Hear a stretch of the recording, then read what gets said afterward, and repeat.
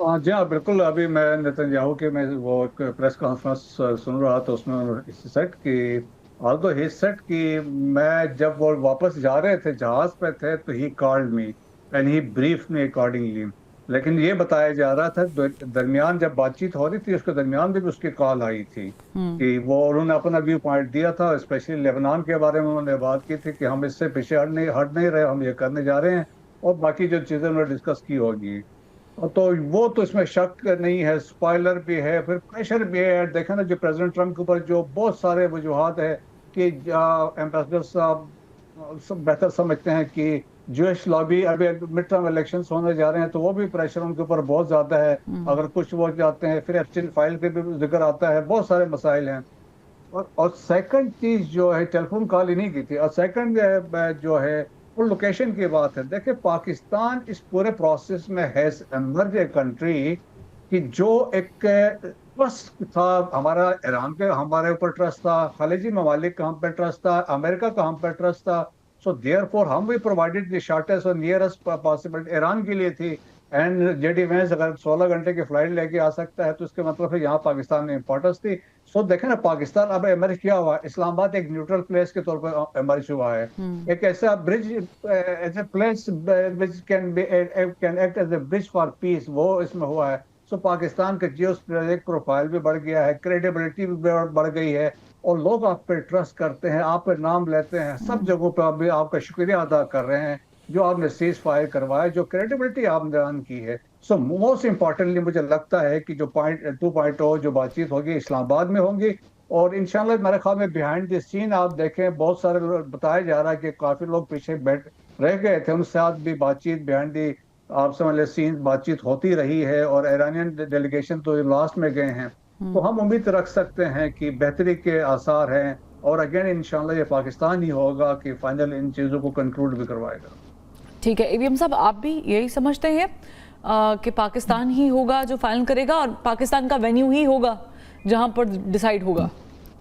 बिल्कुल, मैं मोहतरम दोस्त के एक वर्ड से एग्री करता हूँ कि इतना जो ट्रस्ट शो किया है, आने आते हुए भी, आकर भी और जाते हुए भी। और मेरे इसी चीज़ से मुझे उम्मीद है कि जो जेडी वैंस आए और कालीबाफ साहब आए और उनके ट्रुप्स आए, और दोनों को हमने आमने सामने बिठा दिया, बजाय के बीच में कोई पैगाम रसानी करता बिठा दिया। आई थिंक इससे मुझे उम्मीद है कि आगे भी बात चलेगी।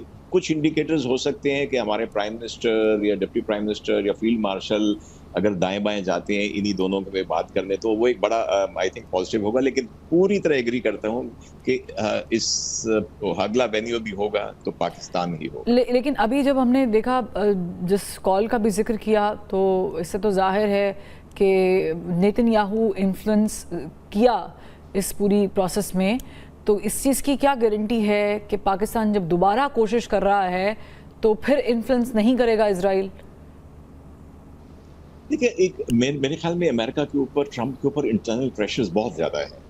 और ये जो हम बात कर रहे थे, जो मैं कह रहा था, क्रैक्स पड़ रहे हैं, इफ नॉट अमेरिका, ट्रंप्स की जो एक हेजेमनिक उसकी नेचर थी उसमें क्रैक्स पड़ रहे हैं। स्पेन ने एम्बेसी खोल ली है, चाइना ने डिक्लेयर कर दिया कि हम हॉर्मुज़ के थ्रू भी अपना ट्रेड जारी रखेंगे, और नेटो का कोई कंट्री इनके साथ खड़ा नहीं हुआ। अभी जैसे बता रहे थे कि यूके के प्राइम मिनिस्टर, ये सारे क्रैक्स हैं।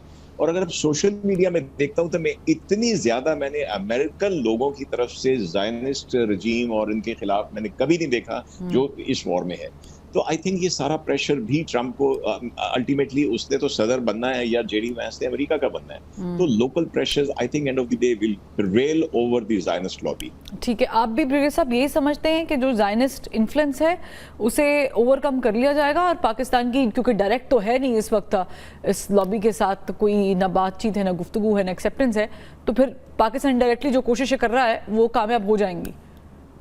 बिल्कुल। देखिए ट्रम्प के ऊपर बहुत बड़ा प्रेशर है, और आप इसलिए भी देख लेना कि 60% अमेरिकन ने कहा भाई ये जंग हमारी नहीं थी, आप क्यों कूदें, आपने क्या इस जंग से हासिल किया।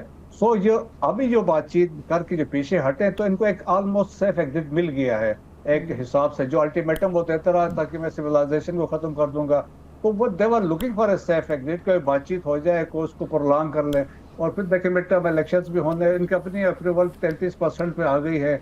सो अमेरिका के अंदर भी है, बहुत सारा प्रेशर है विद इन अपने पार्टी। लेकिन मिड टर्म इलेक्शंस में जहां ट्रंप की अगर फॉर इंस्टेंस रेटिंग गिरती है या पॉपुलैरिटी को डैमेज पहुंच रहा है, जेडी वेंस की पॉपुलैरिटी बढ़ जाए, इसका भी तो ट्रंप साहब को खर्चा है। तो इसके लिए जेडी वेंस की इन्वॉल्वमेंट के होते हुए ये सबूताज होना जरूरी नहीं था। That is one of the conspiracy theory आजकल चल रही है, क्योंकि इनका यही सपोर्टिंग मार्को रूबियो और जेडी वेंस को बाकी ग्रुप्स कर रहे हैं, तो उसके अंदर से भी एक राइवलरी चल रही है। तो मेरा ख्याल में ये एक बहुत इंटरेस्टिंग किस्म की डेवलपमेंट वो आगे होने जा रही है। और लेकिन वैसे देखा जाए तो कि डेमोक्रेट्स और कुछ रिपब्लिकन्स का मानना है कि आर्टिकल 25 ऑफ यूनाइटेड स्टेट्स का कॉन्स्टिट्यूशन को लागू करना चाहिए, जो स्टेट ऑफ माइंड है ट्रम्प का, दैट हैज बीन क्वेश्चन। ठीक, अभी तो ज़ाहिर है कि वेट एंड वॉच वाला सिलसिला यकीनी तौर पे पाकिस्तानी जो मिलिट्री इस्टेब्लिशमेंट है या हुकूमत है वो ये कोशिश कर रही है कि इस पे जो है कोई ब्रेक थ्रू मिल जाए। लास्टली चूँकि इसको हम ऐड कर लेते हैं, ईरानी सदर ने बाय द वे AVM साहब जो पॉप लियो पर हमला हुआ है ट्रंप साहब की तरफ से, मैं उस तस्वीर को बिलखुसूस जो कि बड़ी इंसल्टिंग है टू इवन क्रिश्चियनिटी, जो ट्रंप साहब ने शेयर की है, जिसमें वो एक शो कर रहे हैं कि वो शायद खुदा न ख्वास्ता जीसस क्राइस्ट को भी के लिए भी वो मसीहा है and everybody is looking up to that. मुझे बताएं कि ये इस तरह की चीज़ें जिसमें आप रिलीजियस टच दे रहे हैं, क्या ये इफेक्ट नहीं करती इतनी सीरियस सिचुएशन को? बिल्कुल करती है। और आप देखें कि इस हरकत से ट्रंप की, जहाँ पे उसने पहले मैक्रोन को उसका मेमक्री करके किया, उसकी वाइफ का ताना मारा, बिल्कुल किया, उसकी वाइफ को ताना मारा। आई थिंक कि मेरे दुनिया की तारीख में किसी लीडर ने इस लेवल के ऊपर ये नहीं किया होगा। वो he may be a very good businessman but otherwise he is an insane person, he is erratic in his behaviour. इसकी इस हरकत की वजह से जो पोप के ऊपर इसने किया है, आपका क्या ख्याल है सारे यूरोप का क्या रिएक्शन होगा? और इवन विद इन अमेरिका जो क्रिश्चियन कम्युनिटी है उनका क्या रिएक्शन होगा? They are majority, they are the main population of the country. So I think Trump is digging his own political grave, I would say, by doing all this. और जो दूसरी बात हो रही थी कि जेडी वेंस की popularity, the party will be very happy कि एटलीस्ट उनका ही एक और उभर के आ रहा है, बजाय इसके कि वो वॉश आउट हो जाए नेक्स्ट वाले इलेक्शन में।